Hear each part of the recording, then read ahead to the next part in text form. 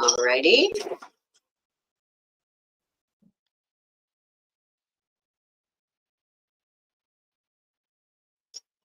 Okay, good. We should be good to go, everyone.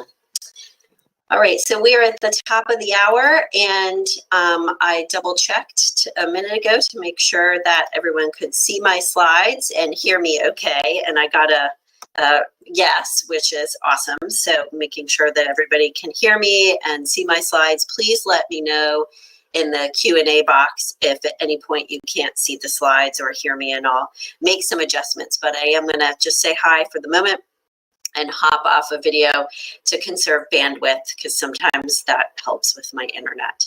I'm not that old school. I don't have dial-up, but anyway. So thanks for being here today. We greatly appreciate your time, everyone. I'm going to go ahead and also start the recording. So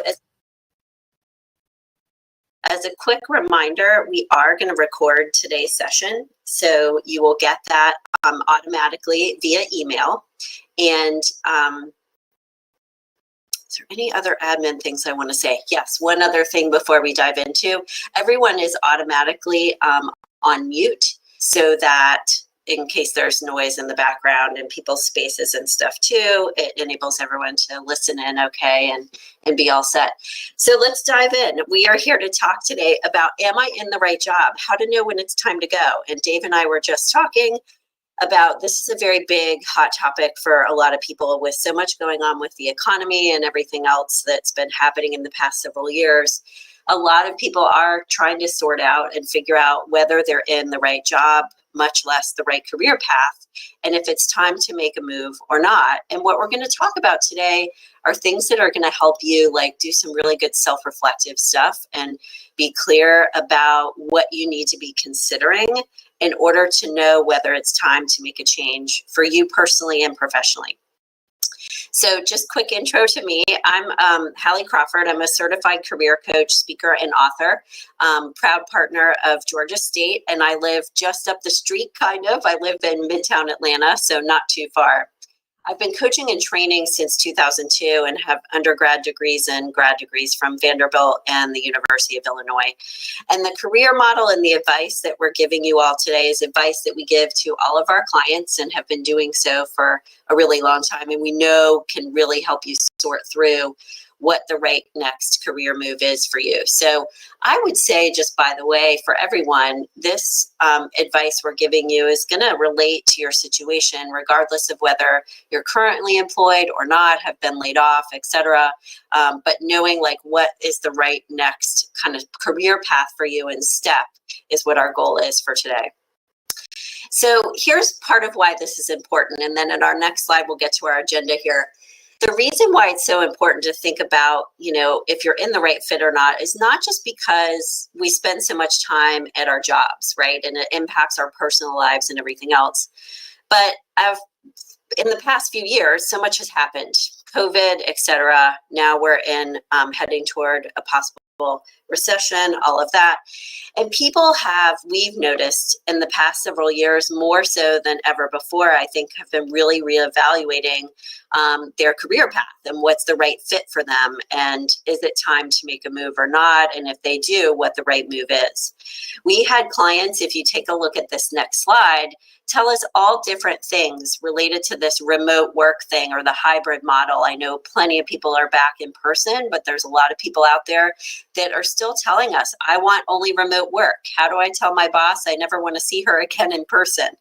All the way to some of our clients have told us that they realize their fulfillment with their job, their coworkers were a critical piece to that, and just feeling like they're in the office and having that vibe and everything. So everyone feels differently about all of these different aspects of what's happened with our workplace in the past several years.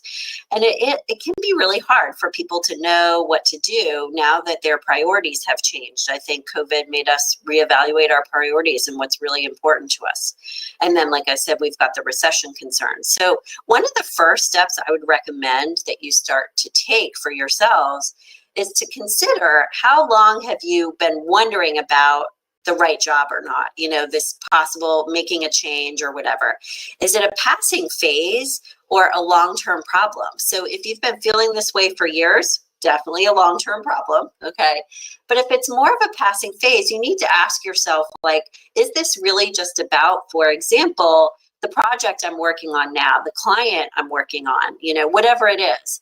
So it's a really good idea, kind of as a good first step, to ask yourself, okay, how long have I been feeling this way and been thinking about it?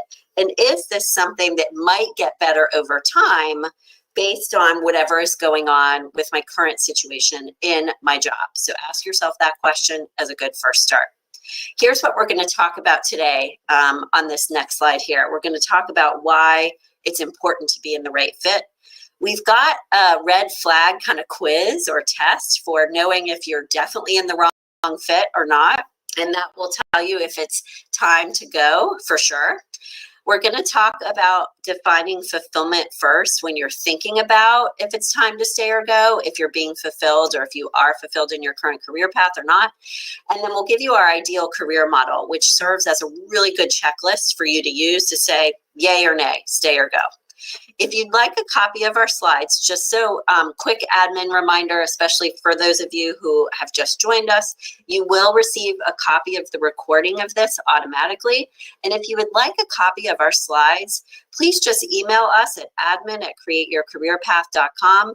We can send those over to you. That email address is also where you can ask questions after our session today too, if you think of something later on. All right. Let's dive in. I think we all know why this is important. Too many people are still not engaged at work. They're wondering about the right fit or not. And it takes a toll on us. How many people can say, my partner, for example, or my family or friends are sick of me complaining about my job. And it just causes anxiety, all of these other kind of health concerns if we're not in the right fit. And what I would say is, even for people who they're not in a toxic work environment or something that's really dramatic, over time, not being in the right fit is going to wear you down and take a toll on your mental health as well as your physical health. So it's good that you're here today to be thinking about this. The reasons why we get stuck and why we want to think about this topic today for the next 20 minutes or so is all of us get stuck in jobs. I mean, this has happened to me before I started my coaching practice, honestly. We get stuck in jobs for different reasons. Like, it's normal. It happens easily to us. It happens to everybody. The reasons, or some of the reasons why people get stuck in jobs are, we're good at the tasks or whatever, but it's not rewarding for us, but we're good at it. So people keep asking us to do the same thing and we're like, okay, fine, I'll keep going. Sometimes people choose a career path based on other influences in their life. People think it's a good idea. Okay, I'll go try it, see what happens. Some people will tell us that the job was offered, so I took it. This happened to me. The last job that I had right before I started my coaching practice, the job was offered. I had to pay my graduate school bills, so it was time to just take whatever came to me. Other clients have told us that they've got this sense of like, every time it seems like our employer gets a sense of we're going to make a move or consider making a move, they throw a new perk or benefit at us. It's that golden handcuffs that some of us have. Some people report that they changed jobs too quickly and they got stuck in the wrong thing. They didn't realize it was the wrong choice. And in some cases, unfortunately, sometimes the job is not as advertised. So just please know you're not alone. This is normal. And one of the second things we would recommend you do as just a really quick homework assignment to think about is make a current list of why are you in your current job? Are they the right or the wrong reasons? Like, why are you in your current position? Doesn't have to be 20 things. It could be like 5 to 10. And then look at that list. Seeing it in black and white in front of you can be so helpful because then you can start to evaluate and say, these are not really the right reasons. So maybe it is time for me to make a move.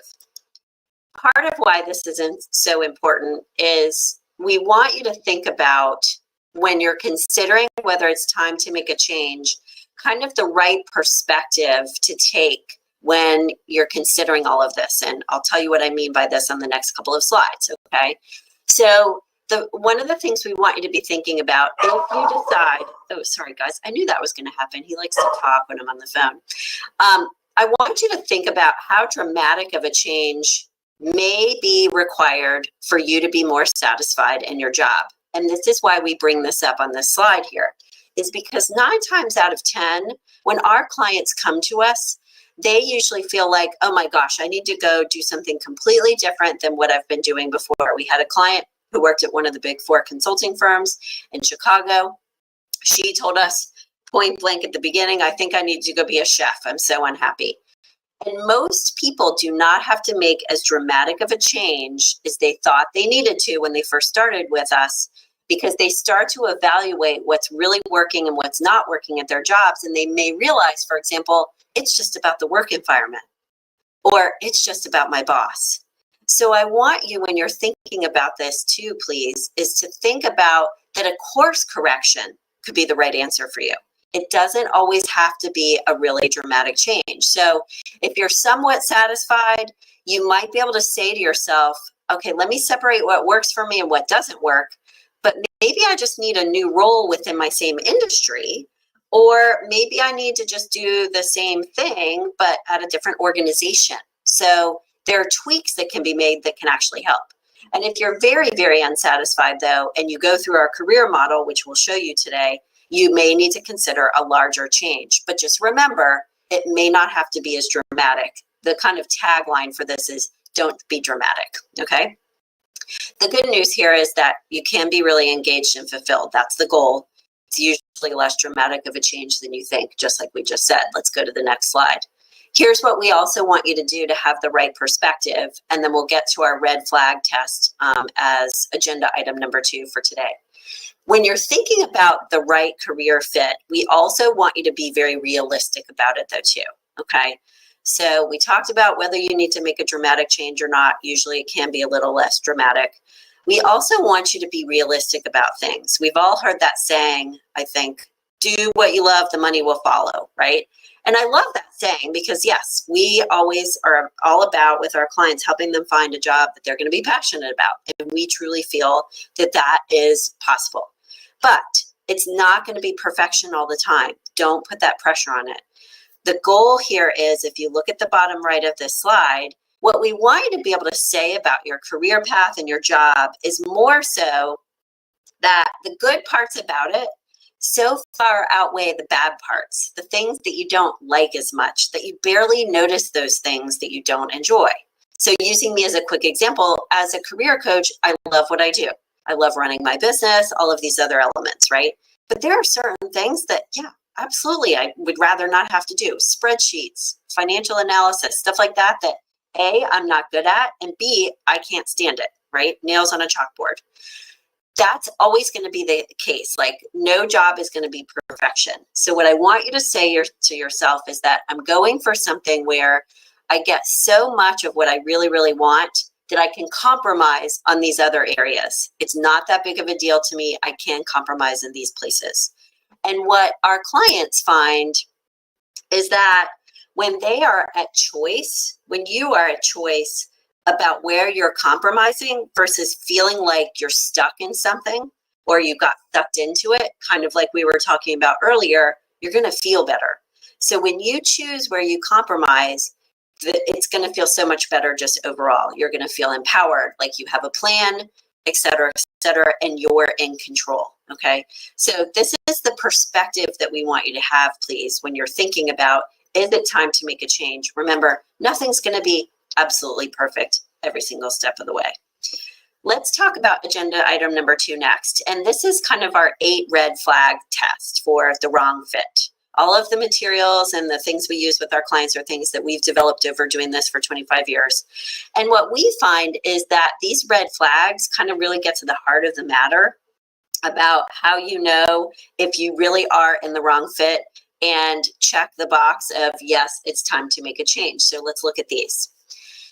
The 8 red flags, the first 4 are on this first slide here. So number 1, if you dread getting out of bed every single morning, and it's not just the Monday or Tuesday morning blues, I'm throwing Tuesday in there just to be, generous about it, okay? But if it's every single morning you're dreading going to work, that's not a good sign. You can actually feel excited to go to your job.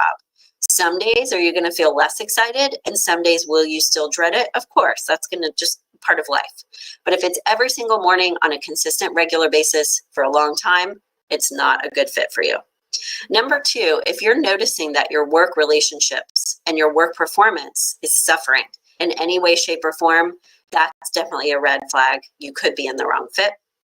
Number 3, if you gain little or no joy or satisfaction from your job, like there's really nothing, or let's say 10 or only 20% of the time are you satisfied or excited, that's not a good enough number. We want it to be like up to 80% as much as possible.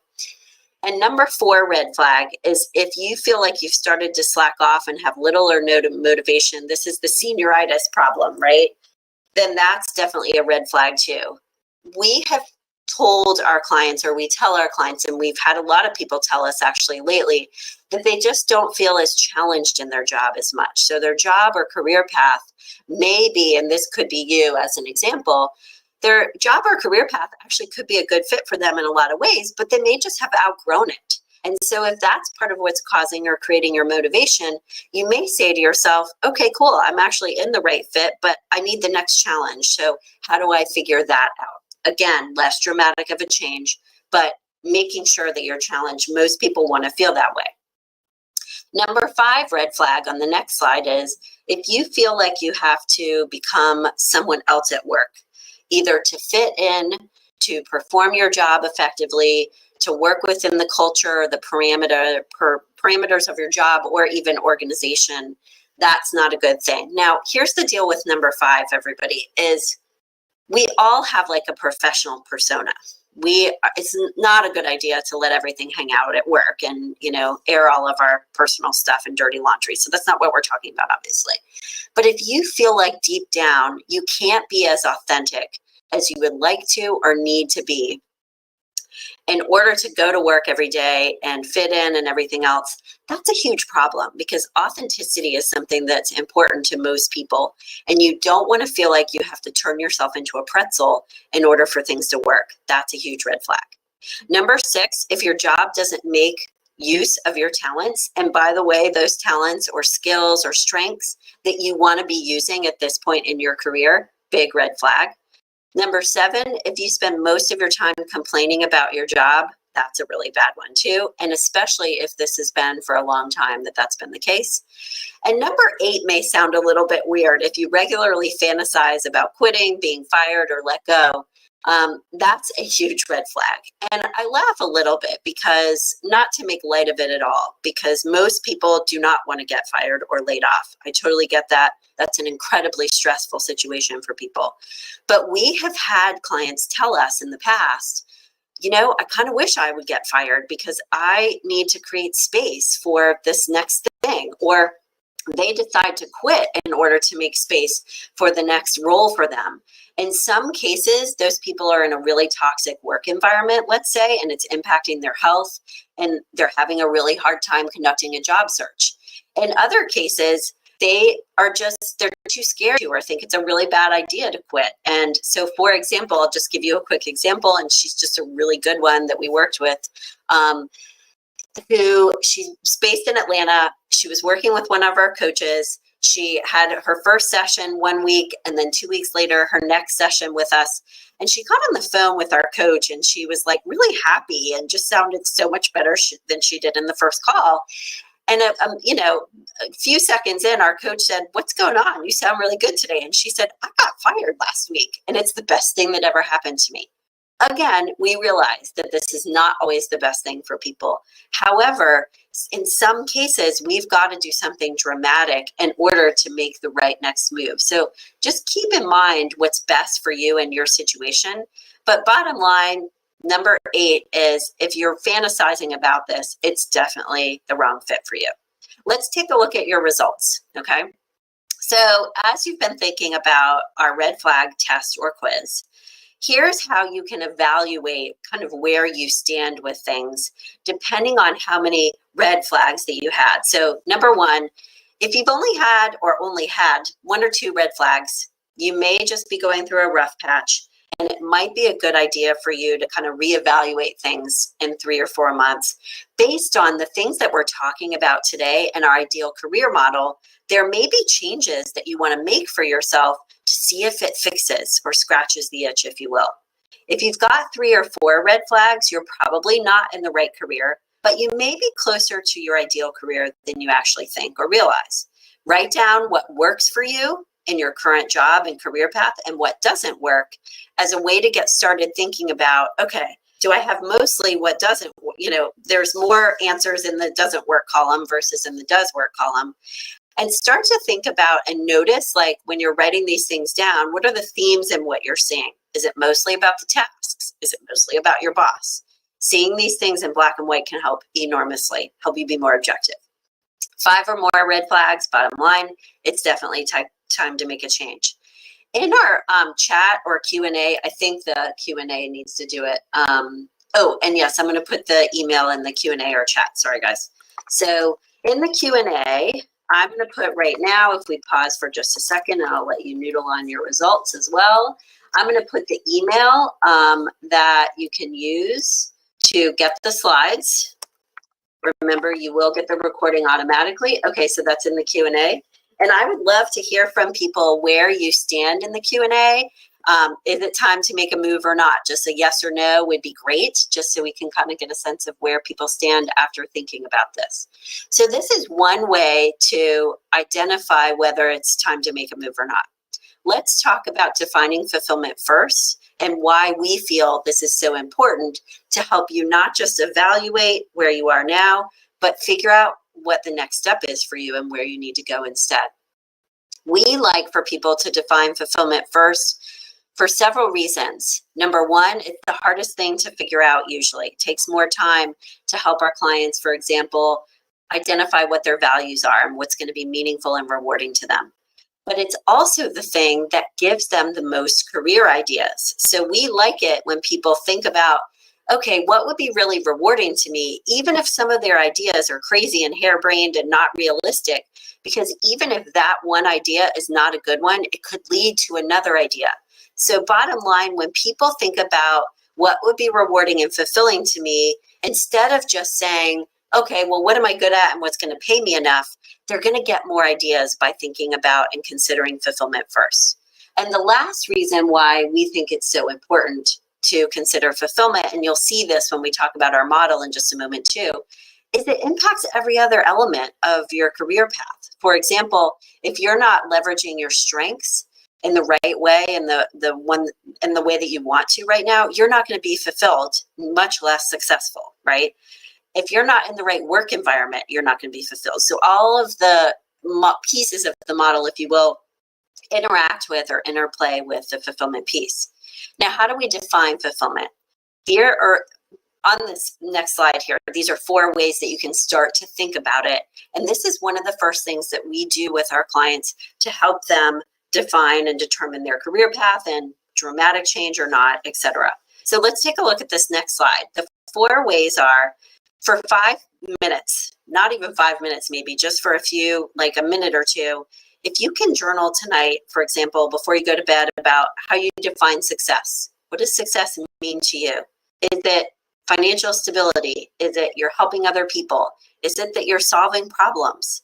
Is it that, you're making enough money or X amount of money or whatever it is? Is it that you're, a model parent to your kids? Whatever it is, start to think about and write down what success means to you, because it can give you clues to some of the criteria or components that you want to have in the right career path for you. Number 2 is to identify and think about your interests, those like hobbies or tasks that you perform, even outside of work, where you tend to lose track of time. And for example, even if, let's say, you like photography, and that's not a realistic career path for you because it's not going to pay you enough, ask yourself why you like it so much. Is it the creativity? Is it creating an experience for people? Is it capturing something that's visually appealing? There could be elements to why you like or are drawn to your interests and hobbies that you could incorporate into a different career path that can pay your bills. The third way is to think about your ideal day at work. And some people will journal about this. Other people will create a vision board. Either way, whatever works for you, think about what qualities your ideal day at work would have and what you want them to have. And look at how these overlay with everything else that we've talked about today. And then finally, we have our clients go through what we call a peak experience exercise to help them identify their top 3 to 5 career values. They think about a moment or a period of time in their life. Usually we want it to be a personal peak experience because then they can get closer to who they are as a person and what's really important to them deep down versus choosing from a list like of values online. And from that peak experience, we have them write about it, think about it, but write specifically about what was cool about this experience for me, because that can start to give them possible clues to what some of their personal and some of their career values are. If anybody feels like they need more help with this and would like to learn about our career coaching services and how we can help you, please feel free to reach out to us. I'm happy to talk to you anytime. We do a free consult with people where you can chat with me for a couple minutes. I can hear more about your situation and talk about how we might be able to help you and if it's the right fit. Same email as the slides. Let's talk about, I don't want to say it like the coup de grace because that sounds really cheesy, but this is the thing that our clients like best about working with us, and it's our ideal career model. This is a model that I created when I first started my coaching practice, and we've adjusted and we keep it up to date based on the times, etc. But the ideal career model on the slide here, and the next slide it's going to be there and a little bit bigger so you can see it a little bit better. It helps you be more objective and consider all of the right components or necessary components of the right career fit. So you can almost use this as a checklist, because the ideal career model is basically showing you the 8 things that you need to consider in order to know if you're in the right job, and if you are not, how to identify the right path. So it will serve 2 purposes. And what we want you to do is review each of these pieces slowly but surely, step by step, and review each one of them one by one. Let me show you a bigger version of it on this next slide here. So we started with fulfillment, and we talked about that already, how to begin to identify what's fulfilling to you. And you notice it's the cornerstone of the rest of the model, because like we said earlier, it'll help you brainstorm the most career ideas and see what else is out there so you're not missing anything. And it also will help you get closer as you narrow down what would be, fulfilling to you. As you narrow it down based on practical considerations, like what you would be qualified for, then at least you're going to get closer to something than you would have otherwise that's really rewarding. The enjoyment piece is basically where we want you to list out and think about your most enjoyable tasks. So in addition to, like, here are my values, this would be really meaningful to me to, for example, give presentations all of the time, be an event planner or whatever it is. I would also like to be able to write articles sometimes, or do some data analysis or research. So the enjoyment piece kind of piggybacks on fulfillment to let you know what other ancillary tasks would you like to perform as well, and it can help you narrow down your career ideas. Then we want you to look at your top 5 strengths. What are your top 5 strengths, and how do those maybe either give you additional career ideas, if any, or how does this start to help you narrow down your existing career ideas based on what you're actually good at? The same goes for education and experience. I do want you to actually think back to courses and classes you took at Georgia State. Were there classes that you were really drawn to that maybe you had forgotten about? When I was thinking about this, it had been a while since I graduated from Vandy. So I had to really think about my classes, and I realized I was really drawn to psychology classes and interpersonal communication. That reminded me of that. So with education and experience, you want to see if there are any additional career ideas that come out of these, because that could be the case. And if not, that's okay. These can help you narrow down your existing list, again, based on practical considerations. Then finally, we want you to take a look at your personality type, work environment, and compensation. Personality type is about, are you more introverted or extroverted? Are you more of a big picture strategy kind of person, or more of a detail-oriented type of person? It impacts the role that you need to be in. It impacts the type of the people that you would work best with, but it also influences the ideal work environment for you. So these interplay enormously. We want you to think about work environment. What's best for you? And this is anything from remote or in-person work, geographic location, the office that you have, how big the company is, what's the culture, what's the environment there, what's their mission, all of those things. And then finally, last but absolutely not least, think about compensation. And this is not just about money. This is about the benefits that you'd like to have as well. So if you print out this model, reminder in the Q&A box is our email address to get the slides if you'd like them. Use this as a checklist to ask yourself, are all of these pieces in place in my existing job? And are they in place in the way that I want them to be? If the answer is no to several of them, then it's time to make a move. If the answer is kind of 50-50, are there changes that you can make to some of these pieces that will help you feel better, and you can try that out and see how things go and then decide to make a move later on. By the way, before we get to, I have about 5 minutes to do some Q&A, and if anyone needs to hop off now, that's totally fine because we're at the half hour, but we will have a little bit of time for Q&A here at the end. One of the things that we also find can be helpful for people in addition to our model is to try a career assessment, like the Strengths Finder. We like that one a lot. That's the one we tend to use with our clients. But if you do this, remember that a career assessment, it can be incredibly helpful because it gives you accurate information in a very short period of time, right?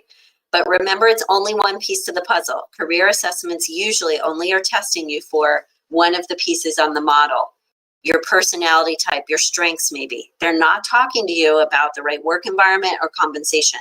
So you need to use those, but remember, it's one piece to a larger puzzle, okay? All right, we'd like you to leave today with at least 2 action items that you will commit to over the next week. And I'd love it if you put them in the Q&A box, that would be great. There are 2 suggested action items on the left-hand side, some of the things we talked about today. As we're letting you take a moment to think about if you have any questions that you'd like to ask before we go, just as a quick announcement reminder, our next webinar is going to be on the 22nd of August. And let me make sure I've got that date right just to be sure. And it's going to be about overcoming the imposter syndrome. And we would love it if you would join us for that. And yes, it's August 22nd, overcoming the imposter syndrome. All right, so in the Q&A box so far, we've got most people, 3 people so far, saying that it is time to make a move. So remember, we want you to think about how dramatic of a change you need to make or not. Print out the career model, see if you can evaluate things that way. And if we don't have any questions, we'll go ahead and start to close things out for today. As a reminder, if you'd like the slides, admin@createyourcareerpath.com. I'm happy to talk with you about coaching as well. And look out in your email within, I think that the recording actually goes out automatically to everyone, but just to be safe, within the next 24 hours, if you don't see it, check your spam because the recording may go there. Thanks for your time, everyone. I greatly appreciate it. Join us on August 22nd for Overcoming the Imposter Syndrome. And if you do have questions that you want to ask later on, please feel free to ask. And we do have 2 questions. Let me just pause here for a second and we'll get to those. What do you do when you love everything except the compensation? This is a great question. Think about if there's a way to do a similar role to what you're doing now, or the same thing but within a different organization or type of organization where you could get paid more. Or if it's feasible for you, could you enhance your compensation by doing something on the side, like getting a side gig, something like that. Those are 2 possible ideas. Another person asked, do you all help people highlight transferable skills when making a career change? Absolutely. That transferable skills idea is such an important one because when you're trying to make a shift into something different, that's what you need to highlight. You can't sit there and say, for example, well, I've been doing this exact same thing for 20 years if you're trying to make a shift or change. So yes, on your resume and LinkedIn, and your elevator speech, and when you're talking with people, we help people highlight those transferable skills. That's a really important piece to the process. Another person asked, I'm struggling with finding time to think about these things and have thought about just leaving my job so I have time to sit and meditate and think about these, but I'm concerned I would have trouble finding a new job if I'm not currently in a job. It's a great question, and it's something that our clients ask us a lot. And I'll go on video here before we go today too, just so I can say hi and bye kind of live here. If you're struggling to find time, I would try to see first before you leave your job if there are ways that you can insert that time or build in time to existing things like your lunch hour at work or lunchtime, and try to make kind of a renewed commitment to yourself to see if you can do that. So it's not an add-on item, if you will. Sorry about the dog, guys. He scared me too.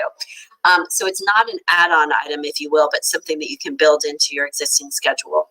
And I think for people to leave their job, it's financially has to be the right decision first. You've got to make sure, obviously, you pay your bills. And it is easier for people. It looks better if you are currently working than if you're not.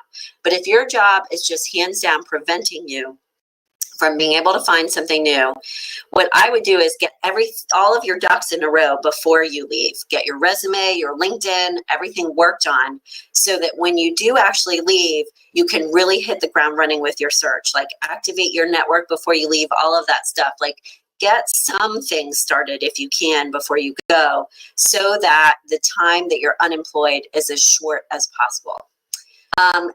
And our last question for today is, have you heard of the benefit of taking time off for your mental, emotional health? I need time. Absolutely.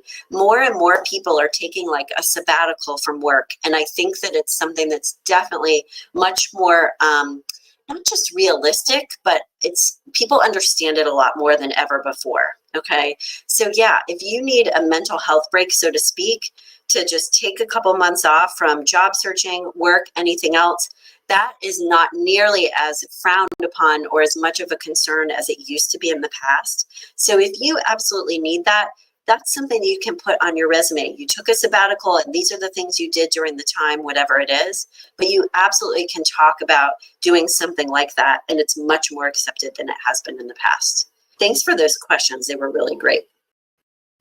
All right. So we will go ahead and go for today. Again, thank you so much for your time, everyone. We hope this was helpful for you as a starting point to know whether it's time to make a move and move on. Reminder, check your email for the recording. And if you have additional questions and you'd like our slides, just email us at admin@createyourcareerpath.com. Take all of this that we talked about today, everyone, in baby steps. Give yourself a little bit of time and space. Have a great day. Thanks for